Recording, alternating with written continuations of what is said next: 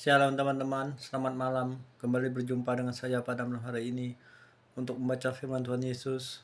Pada malam hari ini saya kembali akan membaca firman Tuhan Yesus Injil Matius pasal 18 ayat 1 sampai 35. Mari kita dengarkan. Perikop, siapa yang terbesar dalam kerajaan sorga? Pada waktu itu datanglah murid-murid itu kepada Yesus dan bertanya, siapakah yang terbesar dalam kerajaan sorga? Maka Yesus memanggil seorang anak kecil dan menempatkannya di tengah-tengah mereka, lalu berkata, Aku berkata kepadamu, sesungguhnya, jika kamu tidak bertobat dan menjadi seperti anak kecil ini, kamu tidak akan masuk ke dalam kerajaan surga. Sedangkan barang siapa merendahkan diri dan menjadi seperti anak kecil ini, dialah yang terbesar dalam kerajaan surga. Dan barang siapa menyambut seorang anak seperti ini dalam namaku, ia menyambut aku. Perikop, siapa yang menyesatkan orang? Tapi barang siapa menyesatkan salah satu dari anak kecil ini yang percaya kepadaku, lebih baik baginya jika sebuah batu kilangan diikatkan pada lehernya, lalu ia ditenggelamkan ke dalam laut. Celakalah dunia dengan segala penyesatannya. Memang penyesatan harus ada, tetapi celakalah orang yang mengadakannya. Jika tanganmu atau kakimu menyesatkan engkau, penggallah dan buanglah itu. Karena lebih baik bagimu masuk dalam hidup dengan tangan kudung atau timpang daripada dengan utuh kedua tangan dan kedua kakimu dicampakkan ke dalam api kekal.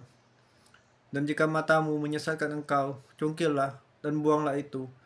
Karena lebih baik bagimu masuk ke dalam hidup dengan bermata satu daripada dicampakkan ke dalam api neraka dengan bermata dua.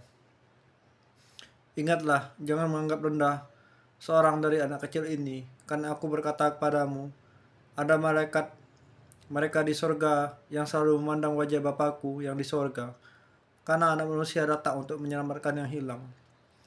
Perikop, perumpamaan tentang domba yang hilang. Bagaimana pendapatmu jika seorang mempunyai 100 ekor domba dan seekor di antaranya sesat? Tidakkah ia akan meninggalkan yang 99 ekor di pegunungan dan pergi mencari yang sesat itu?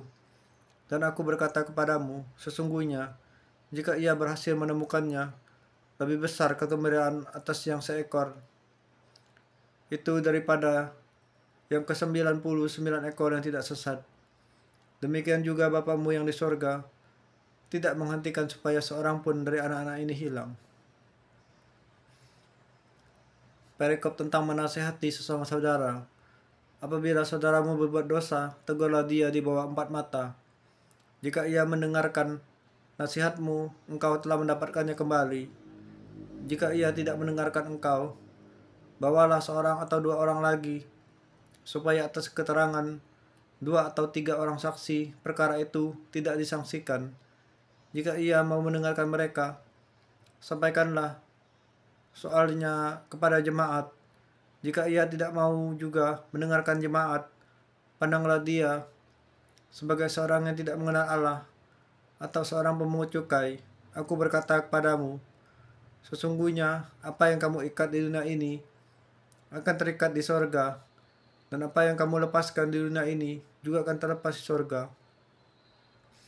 Dan lagi aku berkata kepadamu, jika 2 orang daripadamu di dunia ini sepakat meminta apapun juga, permintaan mereka itu akan dikabulkan oleh Bapakku yang di sorga. Sebab di mana 2 atau 3 orang berkumpul dalam namaku, di situ aku ada di tengah-tengah mereka. Perikop, perumpamaan tentang pengampunan.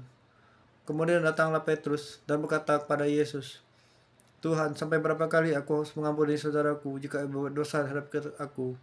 Sampai 7 kali. Yesus berkata kepadanya, bukan, aku berkata kepadamu, bukan sampai 7 kali, melainkan sampai 70 kali 7 kali. Sebab hal kerajaan sorga seumpama seorang raja yang hendak mengadakan perhitungan dengan hambanya. Setelah ia mulai mengadakan perhitungan itu, dihadapkanlah padanya seorang yang berhutang 10.000 talenta. Tetapi karena orang itu tidak mampu melunasi hutangnya, raja itu memerintahkan supaya ia dijual beserta anak istrinya dan segala miliknya untuk membayar hutangnya. Maka sujudlah hamba itu menyembah dia. Katanya, sabarlah dahulu, segala hutangku akan